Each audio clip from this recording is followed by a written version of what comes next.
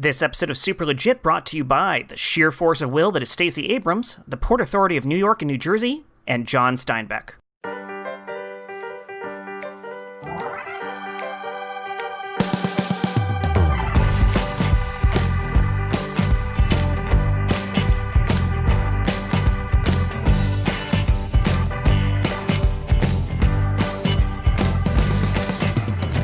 Welcome to another episode of the Super Legit podcast. I am Jet Kaufman. That is short for Jarrett Kaufman. And these are some very, very happy people surrounding me. I will say, as a podcast listener, all those fake cheers are going to be really annoying. They're all coming to America. Oh yeah. I might have to replace your fake cheers with sound clips of real cheers. We might be able to pull those cheers from video of the very happy people from this week. This should give everyone an idea of when we're recording this. What happened? Which is the very day when the election was called for Joseph R. Biden and Kamala. What's her middle initial? I don't Anyone know. I don't know her middle initial. Does anybody know what the R stands for? I know what the R stands for. Do you know? It's the R is something odd. Robert Boy. I heard it the other day and I forgot. It's an unusual name. What is it? My son asked me, and I was like, I do not know. Robinette. That's right. it. Robinette. That's right. That's right. Yeah. We all knew Yep. that after we looked it up on the and internet. Kamala Devi Harris. I'm assuming that's pronunciation yes. of it. DEVI, yes. It's like a god of some sort. Mhm. There was the word of the day thing that I subscribed to. Did a presidential elective one a couple of weeks back, and that was her middle name. Yeah, it's like Yikes. female goddess or something like that. Yeah. Yeah. Like one of the Hindu gods. Normally I ask questions to intro people up top that are more specific to things, but I feel like this week is just so unusual and special. So I'm just going to ask each of you.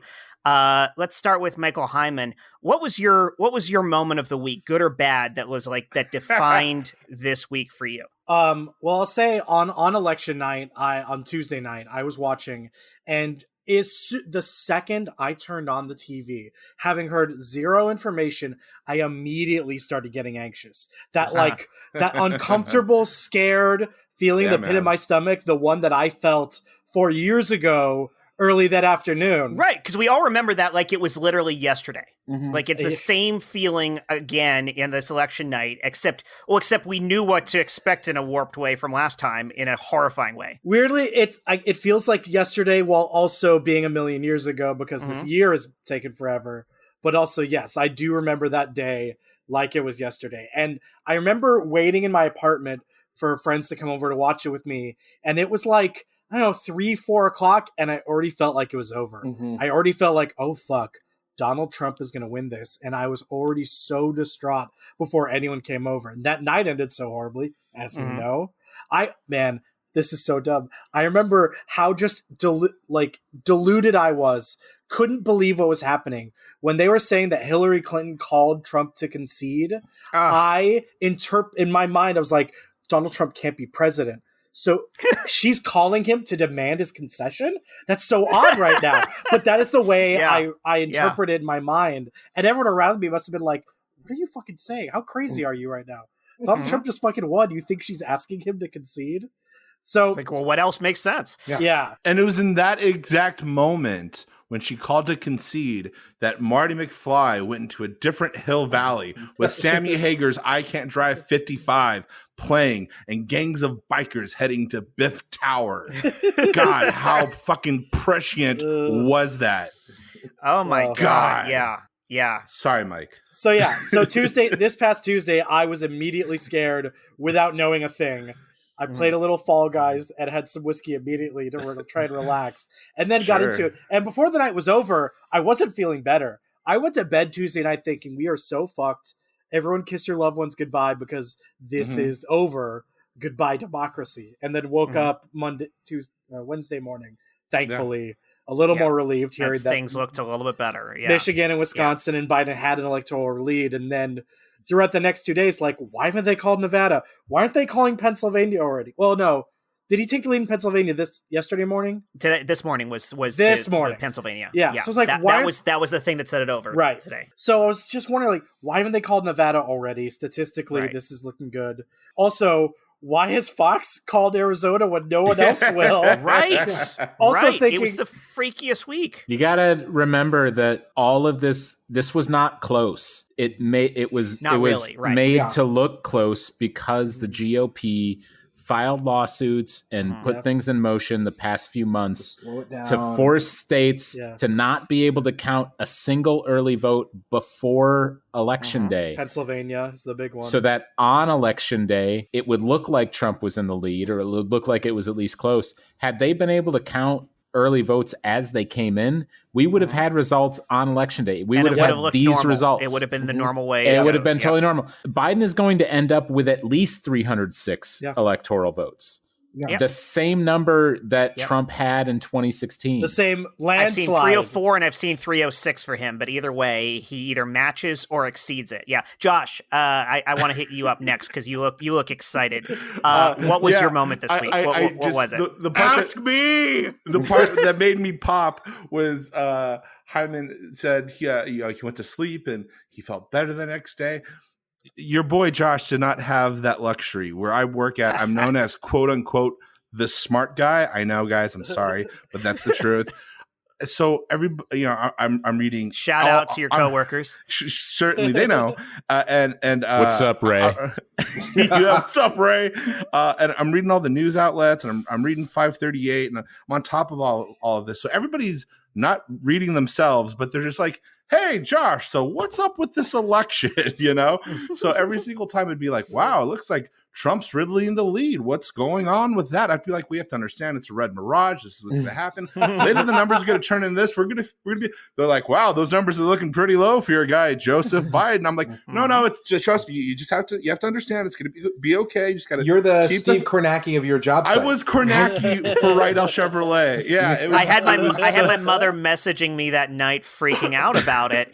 And I had to keep telling her, and it helped me calm myself down. Cause of course I'm sort of freaking out, but I'm spelling out to her everything that is the reason why I shouldn't be freaking out, which is basically, this is exactly what was projected. I said, not counting the experts too, like even my own analysis, not that that's worth it, but like this exactly followed what I told people was going to happen this night, which was we'd have this red mirage. We'd have it look this way because we weren't allowed to count the votes when we were supposed to. It was going to look terrible for us and great for them.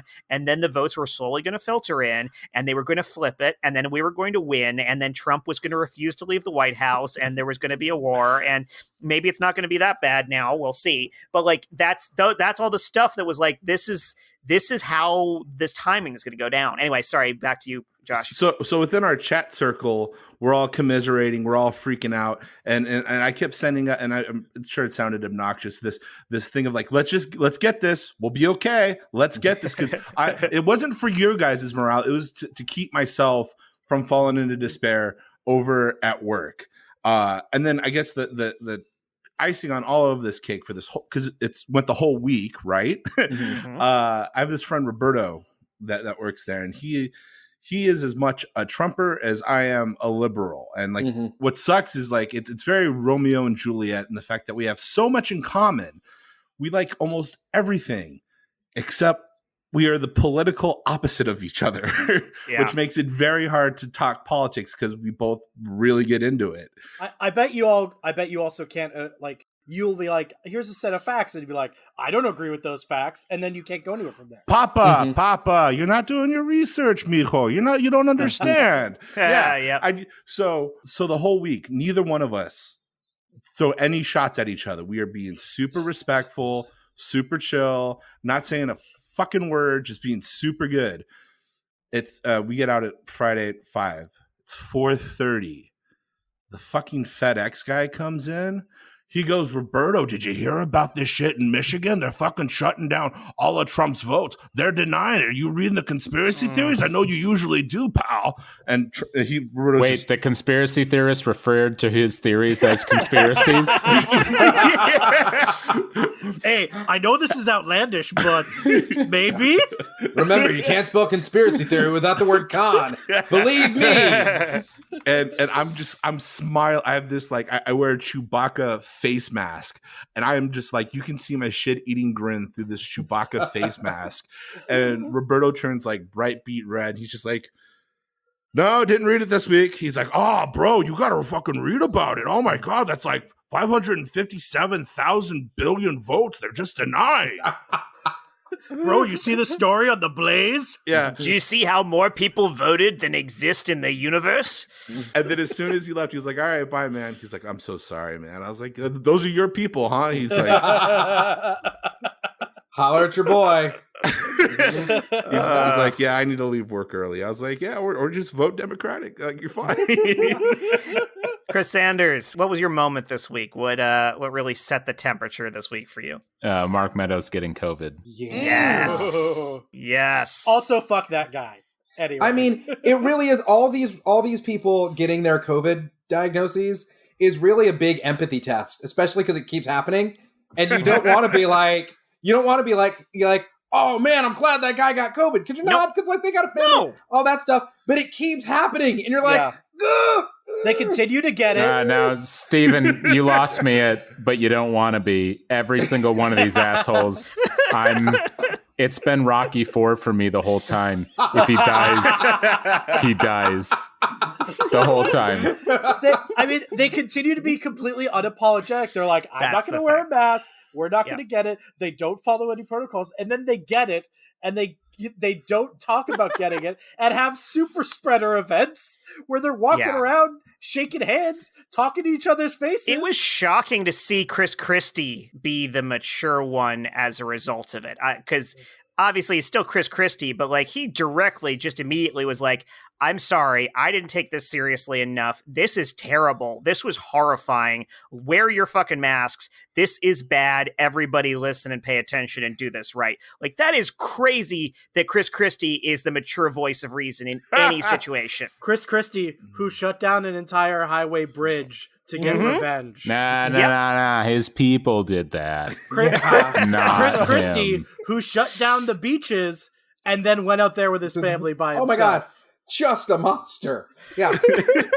And I think that just goes to show how much of a socialist that we are here if we're agreeing with Ivan Drago quotes. You know what I mean? Like, that's just so you know what side of the fence we're on, fellas. We gotta, like, you can't back down with this. I mean, I totally agree with, like, when they go low, we go high thing. Sure.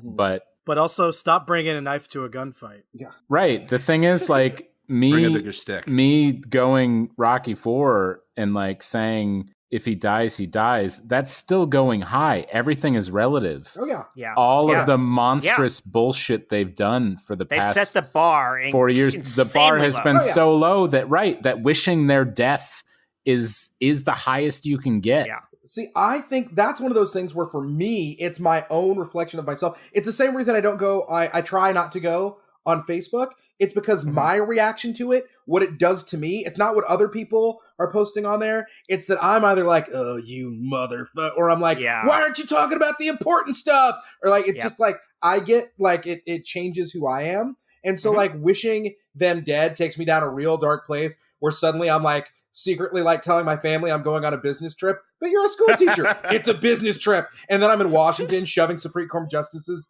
downstairs and like poisoning food in restaurants. So it's like, it's a real slippery slope for me. There's some dark machinations in here. So I have to stick with, well, I hope whatever happens, his family's going to be okay. And like, that's as much as I can get. And that's great because if you can change, then I can change. And if you can change, somebody translate this in Russian for me, then you can change. Oh, that's right. That's right. Okay. End of Rocky IV. It's been a while. Nice. Stephen C. James, we've heard a bunch from you, but what was your highlight this week? What was the thing? A high or a low light? Again, since we're talking about highs and lows. I did my best to... I suffer from English major disease, which means my brain starts writing stories and says how everything should go and what's going to play out. And I got punched in the face by that 4 years ago because I was like at the party, as we're leaving and being like, guys, it's all going to be okay in the morning, right? The good guys are going to win. And I was wrong for 4 fucking years. So I've just been trying to just like, I know that observing it can't change it. I know that like when I know, I can't know. And then today, because for those of you who have not listened to the podcast before, Hi. I'm a black male. Hello. Hi. And I had an overwhelming feeling of kind of ambivalence. Yeah. Thank you. Oh, Thank Captain, you. my captain. Thank you. Oh, Captain, Thank you. my captain. Mm-hmm. You're welcome. So I had this feeling. Thank you for your service. Yeah. Well, it's been rough. And that's the thing. Like I had this real feeling of ambivalence because like I was saying to my wife, like it's really hard for me to talk about this because I just want to be happy. Because guys, trust me, I am so happy about this. But I'm also like seeing around corners and like remembering stuff from the past and still being like, Anita Hill, Corn Pop. If you don't vote for me, you're not. And like, there's some stuff where it's like God. No, I mean, at least he last week like admitted that the crime bill was one of his biggest mistakes. But right, that's just the beginning of a lot of mistakes. Yeah. And I'm hoping that like there's a leavening agent there in Kamala Harris, and it's just. But you know what? So the high point, Yes, was I sent a text to improviser and genius Sean Landry because I was like, Sean, humble brag. I just want to be like, hey, Sean, these are the things that I'm feeling right now. What do you think? And Sean sent me very quickly, like, boom, this incredibly well thought out, several points to it, which like even now as I'm talking about it, I'm starting to tear up, where it's just like all that stuff is valid. All that stuff is true, but you can also let yourself be happy. Yeah. Because you know that those dark times are done. Because like I was saying, Biden was my Pepsi. Because it was just like, hey, do you guys have Dr. Pepper? No? Okay. So no Elizabeth Warren. Do you guys have Sprite? No Kamala Harris? Okay. Do you guys Mr. Pibb? No Mr. Pibb? No? Okay. Was that Pete Buttigieg? And Mr. P. That analogy doesn't work for me because I actually prefer Pepsi over Coke. Well, Michael Heiman, you're not a black man. But then here's the thing. If you don't order a drink, they give you a steaming hot cup of diarrhea for 4 more years. Right. And so I was like, no, Pepsi, I want Pepsi. I want Pepsi. Yep. Yeah. Yep. And honestly, after his acceptance speech, I want Pepsi so bad. Yeah. Right? He sounds like a president. He actually sounds like a president. Yeah. He sounds like an adult man with coherent thoughts. In a lot of ways, I absolutely recognize this is a regression to the mean. But we also have to cross that to get to anything else we want. Like, in order to get back from Trump, we have to cross that, and we weren't going to just jump straight to the other extreme as much as we wanted to. Yeah. It is a process to get to the more progressive levels that we hope to get to, and this is like, we can take the light version of progressive. Some would say Pepsi is the choice of a new generation. Yeah, and it's also solid that he's not trying to be... That was great. That was a button. No. He's not trying to be cherry Pepsi. That's why we paused. He's not trying to be Crystal Pepsi. Wait. He's just like, I'm straight up regular Pepsi. And the beauty of it is right now, there's another Pepsi reference right now. I don't have to jump to RC Cola and move to Justin Trudeau. Yes, exactly. See, Josh, Jet made a good Pepsi reference, and we gave it the same silence. Yep. to give it. We let it land. Yeah, that's how they show respect. You've got to give it time to land. Yeah, because I tell a lot of jokes that get that silence after. So we respect you a lot. We do. Yes, so we much respect the fuck out of you. Oh, I love recording with you guys. This is the best day of my. So since it's clear, we all it's all obvious. We all voted for Joseph R. Biden. I prefer to keep that a secret. Whoa! Don't make assumptions here. We're all very pleased. Joe Jorgensen. Come on. Okay, let's not say things we don't mean. I wrote in President Reagan. So we are all at least supporting liberal values for this election. Yes. Something that came up in one of my chats was, who's the most liberal one here? And then we started thinking and talking about what our most, at least in progressive ideals, extreme viewpoints are. And I think it'd be fun if we all tried to test who has the most extreme view. Wow. Okay. So I can name some examples from that aren't necessarily mine to give us So someone said, I'm in favor of abolishing prisons. Someone said, I want to legalize all drugs. Those are some pretty extreme liberal positions. Yeah. Oh, okay. Can I go? Can I go first? Can I take the big one off the table? Maybe. Sure. Yeah. I believe that, like, if you're hurt or if you're sick or if you're not feeling well, you can go to a place where they will help you out, and you don't have to declare bankruptcy or lose your life or lose anything because you're going to a place to get better. Communist. Yeah. So you're saying you believe you should be able to have access to healthcare? Yeah. That's. I'll go one step beyond that and say it should be free. Wow. See now, what Sanders has done, Josh, is actually taken what is conventionally an more extreme view. By and large, you're just saying you want to be able to go to a hospital, which you can kind of do. Which you can do. You can do. Yeah. And for it to be free. Yeah. Thank you, Sanders. Yes. I'm with Sanders. So free healthcare. Free health. Yeah. Be nice. I'm going to jump in with mine. Be nice. I think that our country as a whole, including our productivity, our value to the world, our ability to compete on the world stage for our ability to produce new ideas, new products, new inventions, all the types of things that we love to trade with other countries and that demonstrate our value, would really benefit if all of our citizens had access to free higher education. Oh, yeah, free college. If every single member of our society could go not only to, typical basic free public schools, but could work their way up to higher educations where they could all be intelligent, productive members of society if they so choose. And it costs them absolutely nothing because all of that cost will flow back to benefiting our entire society. I'd like to piggyback off of that. As you usually do, yes. Sanders playing the +1 game. I like it. On top of it, because I totally agree. In order to make that more accessible, more achievable, is eliminating the digital divide and making internet a public commodity. Yes. Yep. We should have free public Wi-Fi everywhere. Yeah. Municipal Wi-Fi. Everybody should have. Yeah, that should be a basic right. Yeah, and we could have it very easily. I will say, to further piggyback on the free college, it should also be anything you want to do to further your education should be government subsidized. So even if you want to go to a trade school, if you want to learn how to be a real estate appraiser, if you want to do anything that's going to increase your education level and therefore increase your earning potential, increase all those other things that, this gulp capitalist society finds important. Had to say that. Doesn't feel good in my mouth. But yeah, it should be free. It should be free. I got a quick, because I'm just realized that we have a seasoned public educator who just spoke. Yeah, and that's me. Joseph R. Biden, in his acceptance speech, first of all, I love that he introduced his wife in the speech by saying, "I am Jill Biden's husband." Mm-hmm. Yes.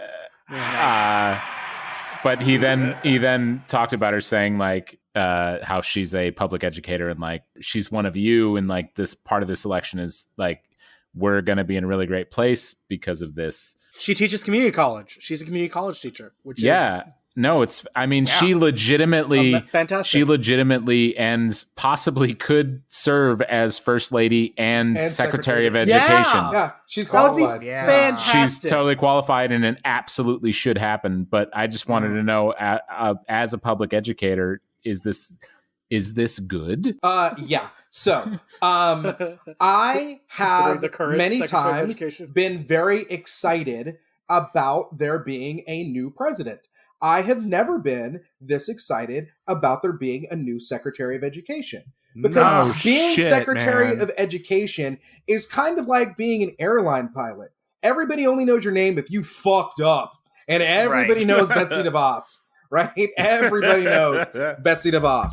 So it is a real, ding dong, the witch is dead moment. There are so many things that she did that were detrimental to our society and just a big step back for women's rights. And I want to give her a copy of John Krakauer's book, Missoula, which is all about camp. Hey guys, comedy podcast. Great fucking book. Read it. I'm going to take a big deep breath and be like, fun times. But I am super glad that she is gone because, boy.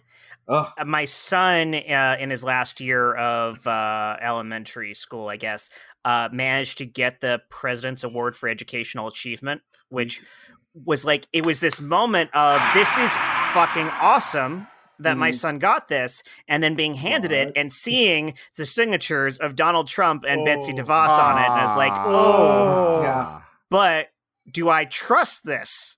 Luckily, I know they're not. Neither of them was involved in the decision-making process in any way, so I felt good about the award. But also, it had the principal of the school signature on it, and I walked up to her after we were given it, and I said, "I just wanted to thank you for being the only qualified signature on this award." And she laughed and enjoyed that. That's so awesome that your kid got that.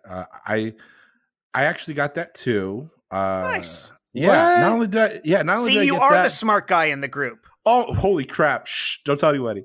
I also got a letter from President Clinton when I was a kid. I sent him. I have a letter from Hillary from when I was a kid. Go on, though. Tell yours. Yeah. So I wrote. We all wrote letters to the president, and I asked, what does he have planned for kids like me growing up in the future as far as education? We sent it out. And then a letter came in, and I got home from school one day, and my mom was like, "Josh, sit down. We need to talk." And I'm like, "Okay." She's like, "Sit down in the living room." I didn't do it. I'm like, "Yeah." I'm like, "Yo, yeah, what's up?" She's like, "I'm not gonna get mad at you if you just tell me what you did now." And I go, I don't know what you're talking about. And she was like, "Look, if you just repent for your sins and you pray to Christ, the blood of the Lamb will take care of you, and I won't punish you. Just tell me what happened." And I was like, "Mom, I really don't know." She's like, "Then why is Washington D.C. and Bill Clinton writing to you?" And I was like, "They wrote to me," and it was still unopened, and it was like the one saving grace for my stepfather. My stepdad was like, "Virginia, the letter isn't open yet. Have you opened the letter?" She's like, "Just let me open this up." Rip, opens it up. "Oh, hey, Josh, thank you so much for writing. We need kids like you in our future to help raise this great nation. You're going to be one of our great shining lights. Here's like a official seal and a pen. Have the best time, Bill Clinton." My mom was like, "Okay, so who wants hamburger helper for dinner? Good job, buddy." Mea culpa. Super. Listen, okay, look, I know you bears think you're smarter than me, but I keep telling you, if you put your hand in that trap with all the jaws on it, it's going to get your claw. Don't fall for the bear trap. No. That sounds stupid. Who would actually believe that, okay? That sounds like something you made up to keep me from getting the food. No, look. Yeah. It's a Snickers bar. They happen in nature. All right? Yeah. I know Snickers bar happen in nature. That's why I was walking down the river. I saw the Snickers bar in the big circle with the jaws on it. I put my hand in there. It took me 30 hours to get it off. I almost had to bite my own claws off. I don't want the same thing to happen to you. Just don't do it. We're supposed to trust a coyote now? we're supposed to trust a coyote. Yeah. Yeah, just because you're stupid enough to get yourself injured doesn't mean that we have to listen to your BS here trying to control us. That's what it is. Okay, that's what it is. It's a control thing. You're trying to control our decisions, and we will not have that. We are free agents. Yeah. If I was doing this for my benefit, don't you think I would have the 2 Snickers bar in my hand right now? No, it's still stuck there because they're trying to get you too. It's a trap. I don't know. Maybe you're just too stupid to be able to get the Snickers bar out of there. Also, how do you know those are Jaws? Kind of looks like a pretty flower to me. Yeah, it's shiny. Flower? Snickers flower. It's shiny, and it smells like blood to me, kind of. That was my blood on that pretty flower. Look, if you guys think you're so smart, I'd like to see you try. I'm telling you, it's no good, but if any of you guys wants to try, be smarter than your average bear, go for it. What's everybody standing around for? Hey, Greg. Hey, Greg. Hey. What's up? Hey, We're Greg. just, Oh, there's a look, Snickers bar. Snickers. Yeah. Oh. Yeah. Whoa! Whoa! Oh! Whoa! Greg, wow. let me help you with that. Wow! I'm glad that was Greg and not me. Oh, I don't know. I still blame the situation. Yeah, no, Greg was obviously too weak for this situation Weak here. for what? Nothing happened. I'm completely fine. I don't know what you're talking about. Yeah. All right. See? Yeah, exactly. We're all good here. Yeah. If I could just speak real quick, Greg, Who are you? your right claw is dangling. Nothing's dangling. nothing's happening. No, Everything's it was fine. always like Did you that. get a bee sting on that claw? It looks stronger than ever. Yeah. I have been eating more salmon. Yep. I know it shows. It shows in your coat, and it shows in your disposition. And really, you got to put yourself out there in danger because it increases your strength overall. The more dangerous the situations are, the better you feel about yourself and the stronger you are. That's very true. Not that anything about the situation that just happened was dangerous. It was Not at completely all. normal. Nothing was Hey. wrong. Also, Coyote, what makes you think you know bear culture? Huh? What makes you think that? What do you know about our great historical leaders like Yogi and Pooh? I wasn't going to say it. What do you know? Huh? How about the Great Baloo, all right? That guy spoke the truth, okay? He spoke the truth, and he did not put up with anyone's shit, okay? With all due respect to the bear culture, it just takes common sense to say that if you put your hand in a trap, you're gonna get bit. Something's gonna happen. And don't it's expose not a That's trap. your word. It's not a That's trap. your word. You're the one saying trap. We're not saying trap, okay? We're not Snickers convinced fountain. it's a trap. I call him Snickers fountain. Can we all agree that I'm we're going to call him fine. Snickers fountain? Oh, yeah, absolutely. Greg, you seem dizzy. No, I'm fine. Is it because you've had too many Snickers? No, it's a regular, as we all know, it's a regular thing for bears to cough up blood. Haha, all right, Rangers, that's why you hired me, Mike the Situation Sorrentino, to set your bear traps. I heard one go off. Come on, let's go take a look at what's got caught in this bear trap. Oh, Whoa, his abs. there's... Whoa. Oh, shit. There's 3 bears and a coyote. Wow, that's an effective trap. They're just hanging out here? Like, is this some kind of thing that just immobilizes them? What's the deal? Oh, it looks like the Situation got a coyote in his bear trap and not a bear. Hey, guys, can we eat him or is he going to taste like Jersey?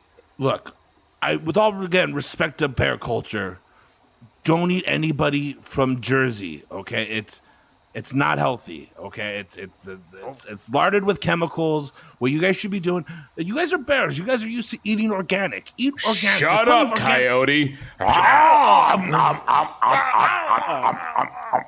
I'm just gonna back away now because I ain't never seen this many bears in one place, and to be honest, maybe never a bear face to face. I'm kind of a chicken. I've never had somebody talk so much while being eaten by me. It's a reality TV show thing. They're trained to just keep talking. Watch. Yeah, this is a really uncomfortable situation, but you know what? My STDs test came out clean, so I think I'm gonna be all right. Yeah, I feel kind of uncomfortable here with all this going on and all the blood that you're spurting from that stump. But, hey, did you get my good side here? You get my good angle here? And as long as my abs are still good, we're all right. Yeah. And as we zoom out of the television, we go into the screening room where there's a bunch of execs at Viacom on the 37th floor. Look, I see what you're trying to do with Ranger Beach Patrol, but I really think the spinoff should be on the Bears and the Coyotes. It's nature. It was wonderful. Jerry, I'm really having a hard time thinking creatively here. We used to be on floor 40, and now we're on 37. 37. I feel like all the guys on 40 now are just looking down at us and making fun of us. I don't even know if my heart's in it right now. Thank you. This is a step down for us, certainly, and I think it's a blow to our egos, and I'm not going to be able to move on further. Also, can I just point out, I can't really understand all of you with your masks on. It's very hard to understand you. Could you please all just take off your masks? Absolutely not. I don't think that's a good idea. That's a big no, boss man. Can't do that. As the bear member of this writing team, I don't think that that I want to. I think that my rights as a bear preclude me from having to wear a mask. But if you take off your mask, I'm gonna eat you. Oh. Also, did you have a pitch for this? I mean, we're talking about something. Do you have any ideas that you'd like to contribute? Grizzles, do you have any ideas that you'd like to just toss out there? I mean, I gotta say, I think that was great. A whole lot of bears. I mean, we're certainly underrepresented in media as a whole. So I think that this is a good step forward. But don't you think that speaks more to the quality of your work than our effort to represent you? I feel like if there were more quality bears in the creative field, we would hire you. But it's a very slim market, don't you think? Okay, I see what you're saying here, and I don't agree with it, and I'm frankly offended. Look, we don't really need to deal with all of this Grizzle stuff. Like, I can get the Charmin Bear guys in 2 seconds. They've been doing commercials forever. Those fucking hacks. Those are quality bears. What? They're quality bears. Bunch of fucking commercial hacks. I do hour-long dramas. I don't mean to, make any accusations, but I heard around the water cooler that Grizzles only got this job because somebody ate Chuck Lorre's assistant. Not saying anything, but, these things happen. Well, I did eat Chuck Lorre's assistant. She was delicious. I don't want to press too hard here because you've provided so much diversity to this writer's room, and I think I speak for everyone. Let's all take a moment to just about that. Yes. Please don't eat me. I think I speak for everyone when I say we're just happy you're here. But I do wonder if in what we just saw, I want your thoughts on this. Did we lean too hard into the Coyote Savior narrative? I think in this particular case, I'm just going to have to accept that as, something baked into the cake. I mean, we did have a scene with 3 bears, so, give and take. I will say, it does seem that the bears are the less intelligent characters. That is true. Mm-hmm. Somehow... But is that also kind of an inherent trait? I mean, that's just the writing that you're writing. If I were writing it, listen... The situation would have been eaten the second he showed up. So would the coyote. No one would have fallen into the trap. And the bears would be ruling the Ranger Lodge. I don't know, man. I don't know. I think somebody, and I know this is going to be controversial, I think that somebody might be a little bit of a teddy bear, bear on the outside, stuffed on the inside. He kind of works for, what's your even being in touch with the bear community? When was the last time you were in Yellowstone? Huh? When was the last time you were even around other bears? I heard that you grew up in a zoo. How fucking dare you? I will eat you right now and show you how much of a bear I am. If I was to offer you a picnic basket right now, how would you react? More bear stereotyping over here. You know what? I don't even want to hear what you have to say. I am just offended by Look, all of you if I just started staring at you in a caring manner, does that do anything for you? Fast forward 1 week later, we are in the studio exec building of CMT. So what you're trying to tell me here is we got 3 bears eating a whole bunch of stupid libtards from New Jersey calling themselves Rangers? That's the pitch, and you know what? I think it's going to play real well in your demographic, and it's going to bring you in that coveted bear demographic. All I gotta say is you throw Texas on the front of that and have them do ninja kicks and stuff, I'm all in. I mean, there probably aren't any bears in Texas, but whatever. Hey, Grizzles, I'm going to be careful with how I say this, but I think you're one of the good ones. I mean,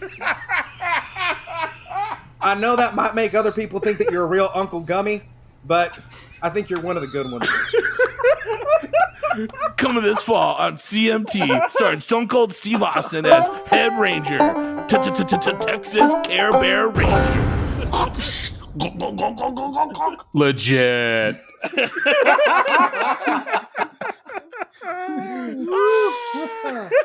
That one on a journey, guys. Yeah, that went on a wild Improv, journey. motherfucker. That was great.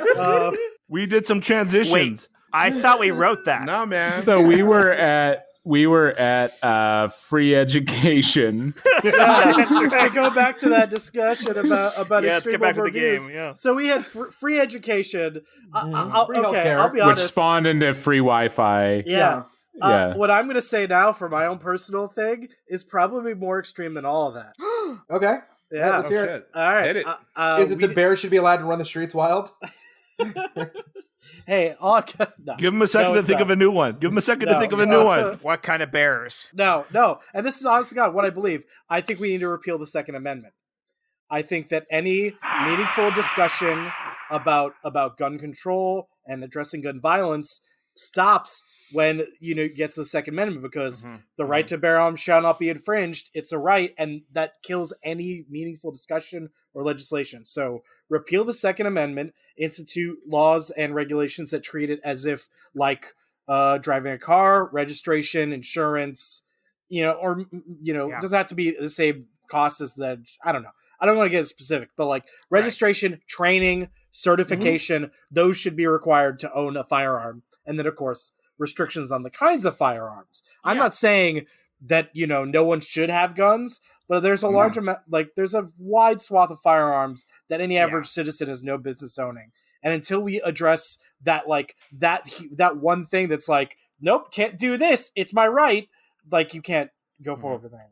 I do kind of feel like at an internal level that no one should own guns, but we live in a world where people own guns and it's a very big deal to people. So working within that framework, I agree with the idea that they need to be treated like the incredibly dangerous things that we treat cars like, that we treat other things like, that people need training and licensure and insurance and so on. And so the idea that it's just this inherent thing where just screw it, you can have one, that is scary as hell.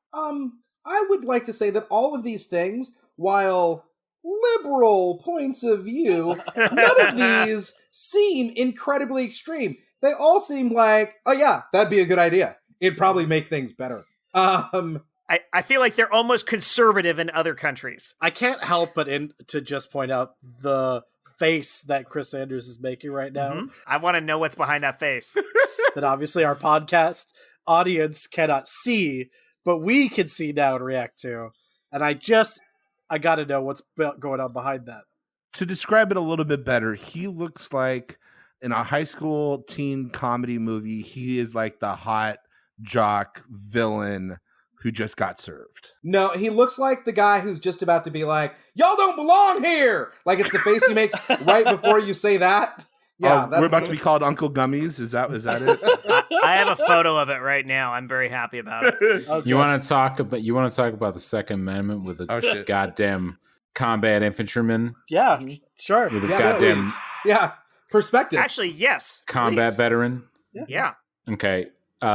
Michael Heiman, your extremist views of wanting to get rid of most guns but not all guns is just that it's fucking stupid.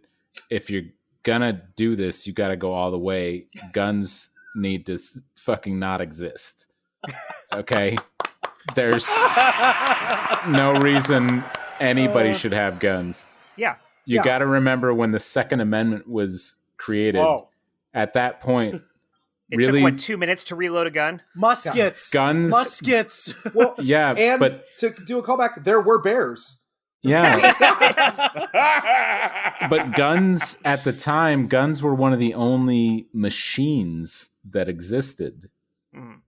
Especially one of the only, if not the only, deadly machine. Mm-hmm.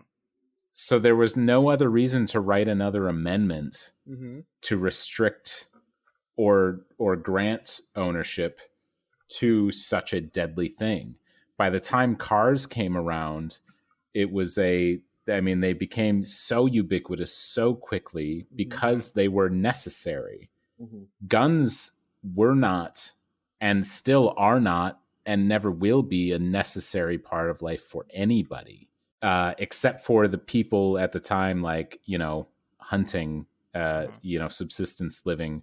But even then, those folks did it just fine without guns, before guns.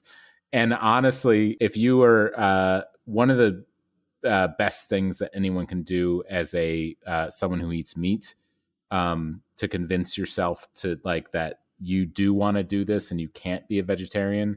If you're gonna do that, you need to hunt and kill an animal, the animal you're going to eat, skin it by hand, like process it, absolutely by hand, process it, and actually consume it, to decide like this is something I'm totally down with, because for most people you're absolutely not.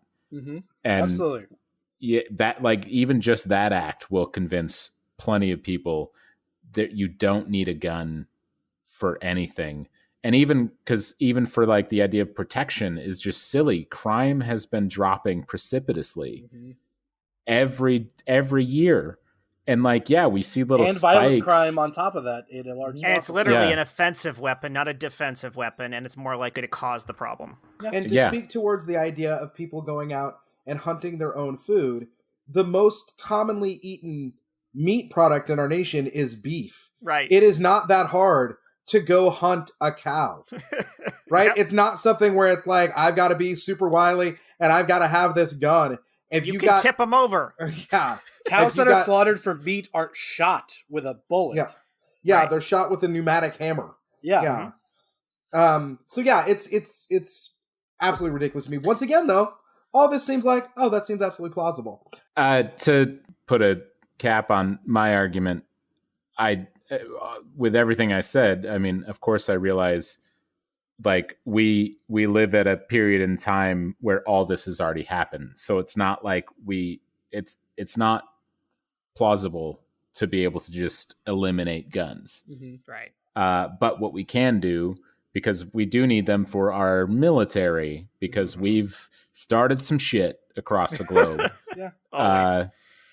And once in a while, it's not that we started some shit. We're actually defending people who had shit started against them, and it should happen. But in the interim, until you can get like a global consensus, guns should be in the hands only of military, and that's pretty much it. Law enforcement doesn't need them. Law enforcement, absolutely. And even a lot of the military, because honestly, even in the infantry, your job is war fighting. That is, you are trained to kill. I say this often too, like you are trained so much to focus on the job of killing that infantry is not the only job that you might have to kill somebody. And if you do, you feel pretty bad about it. But infantry is the only job where if you don't have to kill anybody, you feel even worse. Yeah. It sucks because you're trained so hard that if you don't get to come on, man. if you don't get to do that job, it fucking blows. What are we doing to our youth? Well, and that's the thing too. They're kids. They are truly kids when they start this process. Like the legal age at that point, I can think of what I was like. I can think of what my kids are like, and I can think like what a lot of 18-year-olds I've met are like. And A, they're not necessarily the people I want to have that power, but B, I don't want that to be done to them. Like that is not the type of personality, that's not the type of maturity that needs that to be their foundation in life. And it just warps them. We're not recruiting people in their 40s into infantry service to kill. Right. We're recruiting 18-year-olds. Yep. I can't. I'm scared. Like after I got out, I mean, while I was in, I did literally thousands of hours of training with firearms, and most of it is you're not doing live fire. You're doing blank fire drills. You're doing dry fire. You're just doing hours of dime washer drills just to get your trigger pull correct so that you don't move the weapon. I mean, to the point of getting blisters on your finger. So all that time has made it second nature. Now, after I got out, it was a good 5+ years until I held a weapon again and shot anything. But when I did, I was scared by how, I mean, it was better than riding a bike. Like it just, it was immediately just as deadly as I was before. Oh, Super. Hey, Steven. Yeah. I'm glad you gave me a minute to talk to me here on Google Meet. I just wanted to. I just had to be honest and share the truth with you. Yeah. The reason we haven't been writing a lot together lately is, well, it's. I wish. God, I don't want to share this. I don't want to have this. Hey, man, just spit it out. Come on, man. It's a safe place. You have English major's disease, and you didn't share that with me before we jumped into this as a writing group. Oh. And Jet and Mike and Sanders, if you want to come behind the curtains and we can talk about this, you know, this is an intervention. Okay. You know, this Wait, is. wait, I had my camera off, but I'll turn it back on. I see what you got to do. We come out now? We're coming out now? Yeah. Come out. Yeah, come out. Okay. Come out. We're here.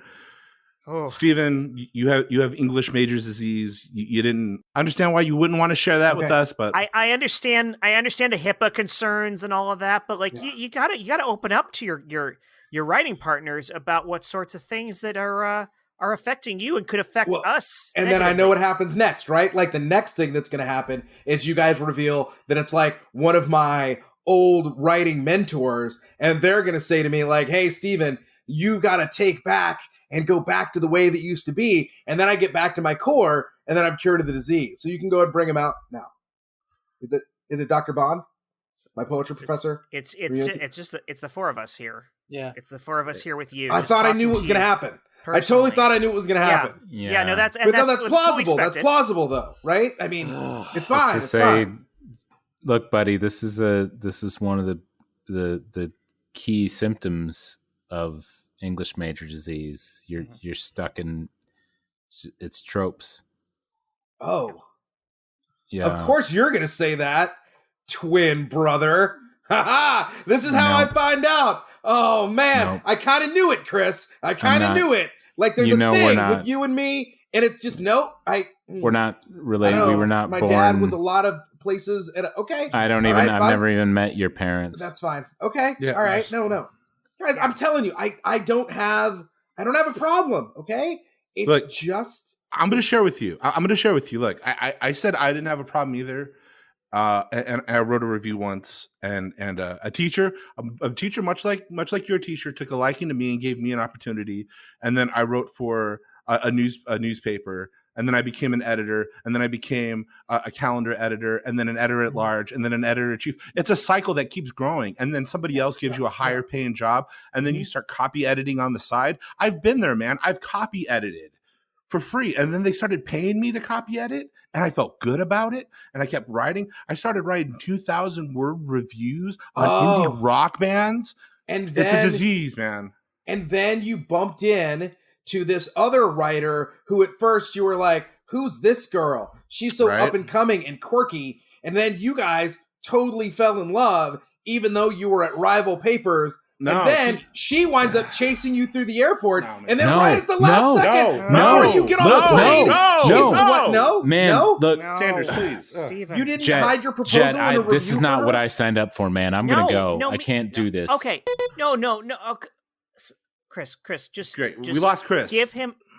Oh, he's gone. He's just He bailed. That's it, guys. Chris is dead. Someone murdered Chris. No, it was someone in this room. Oh, Steven, your disease is tearing us apart. We cut to a serene lake 2 weeks later. It's a bench, just me and Steven. Steven, just keep looking. Yeah, that's it. Just keep your eyes closed, man. Just keep your eyes closed, all right? Tell me what you're seeing. All I see is the lake. That's it, baby. That's all it. there is the lake. Yeah, I'm taking notes. You're right. You do freeform. I'll write it for you. I'm your steno. There's no past. There's no future. There's just the lake. 2 bullets. There's no story. Yeah, it's just a lake. Just keep looking. Just think about it. No. I'm cured. That's all there is. All there is right now, there's no story. We're just living one moment to one moment. Unless something rises out of the lake in its monstrous form and begins storming towards us, step by... Oh, God, I've got a problem. Keep looking straight. Load.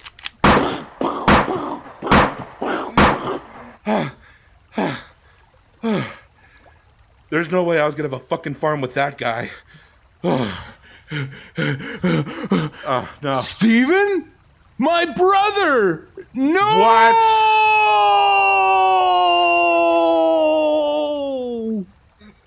What? Legit. Lenny never gets a break, man. Lenny never gets a break. As an English major, guess what my favorite book is? Of Mice and Men. Yeah! Oh, God. Like, when I realized you were shooting me, I started tearing up. I was like, I get to be Lenny. I never get to be Lenny. I get to be Lenny. I remember watching the John Malkovich version in my AP English class. You know, it's funny because the way the reflection... I was advanced. That was very good. Very advanced. When we were doing that scene, like, we had eye contact through the cam, but like when you turned for 1 minute, like the light hit your glasses, so it looked like you were like misting up. I was like, I got him. We do have one ad for this episode. I thought we might as well get that one in real quick. Michael, I'm pretty sure that one's yours, right? Yep, we do. Yep, and it is mine. Yep, and we've got it right here. Ready to go. Great, roll it. Hey kids, how are you doing? Is it Saturday morning? You're on a winter break, watching That Thing You Do for the 100th time? You're lying there on the couch, watching Tom Everett Scott play those drums and looking at his bulging biceps as he just keeps whacking on that snare drum. Well, are you hungry? You must be hungry. Go to the kitchen. Oh, Mom didn't buy any more cereal. Well, now's your chance to try Hippo Crunch. It's the first cereal made out of root vegetables. High in fiber, low in added sugars, and all that tasty sweet potato, turnip, and parsnip flavor that you know and love. You won't lose your marbles over this cereal. Throw out your corn pops and your Cookie Crisp TM and try Hippo Crunch. Get all that tasty potato snacking and carrot smacking in your life. Hippo Crunch. Did any of you get a sample of that ahead of time? I did. Yeah, it is shockingly high in fiber. Yeah. Yeah. That was my experience. We talked about this before we started recording, and you don't know the effect. You don't know how little fiber you have in your diet till you get a lot in your diet, and it changes things. Maybe too much. You know those blood packs that explode in horror films, like when you get stabbed, or an action film when you get shot, where it's just like pop, pop, pop, pop, pop, pop. Squibs. Yeah. Squibs. Squibs. Yeah. It's squibbable. It's squibbable. Great. I don't know what that means, but absolutely. It's shot We out respect like you, Josh. squibs. That's us respecting you. Yeah, that was just as good as your reference earlier. Oh, and I don't deserve to be on this podcast. I'm so sorry. Mutual respect for Josh Spence. I think that's it for our special election episode. Yeah. I'd like to thank the Super Legit crew as usual. I'm sorry I went off the rails on gun control. No, that was perfect. I love that perspective. I also didn't get to say I don't think billionaires should exist. So I'm just going to leave it at totally that. agree. Totally agree. They shouldn't. I'm in on it. Once you hit an unspendable amount of money, you shouldn't exist. Yeah. I mean, you as a person can, but I'm just saying your wealth. But everything, your wealth shouldn't like exist. over $999 million, $999,999. Maybe that money could go to somebody else. Yeah, there should be a cap, just like there is in RPGs for everybody.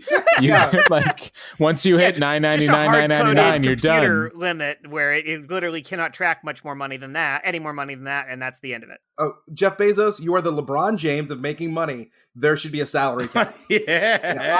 That's always been my least favorite part of RPGs of all, the level cap. And listen, I am just a depressed millionaire. Not level cap, money cap. This far, I am just this far from being a billionaire. So I do not agree with that. I could be a billionaire any day now. I'd like to thank our multi-talented musician Matt Walker for creating the intro and outro music. Whoop, whoop. You can find a link to his website in the show notes, and he is not a billionaire, so you should absolutely buy stuff from his and help him get that tiny inch of a bit closer to becoming a billionaire, but still never having a shot at it. You know, an inch, like relatively an inch when talking about getting to a billionaire is still like millions of dollars. So yes, send Matt Walker millions of dollars. Like millimeter, like maybe get him a millimeter closer. You should subscribe to our podcast and leave us really great reviews on every site so we can inch closer to being billionaires. No, millimeter, like Jeff Bezos is closer, like on the atomic level, to being. We are closer to being a millionaire than Jeff Bezos is now. Think about that. And then tell all of your friends to listen to the Super Legit podcast, and then perhaps through trickle down economics, we can inch them closer to being millionaires. Horses and sparrows, yeah. All right, so now that we're warmed up, I can hit record? Yeah, you can hit record right now. I don't believe anything's on. Oh, my time. I kicked the door on its hinges just so I could move on. Oh, oh,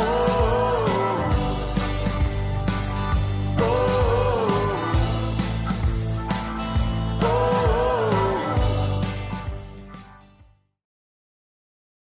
In the infantry, your job is warfighting. That is, you are trained to kill. I say this often too, like you are trained so much to focus on the job of killing that infantry is not the only job that you might have to kill somebody. And if you do, you feel pretty bad about it. But infantry is the only job where if you don't have to kill anybody, you feel even worse.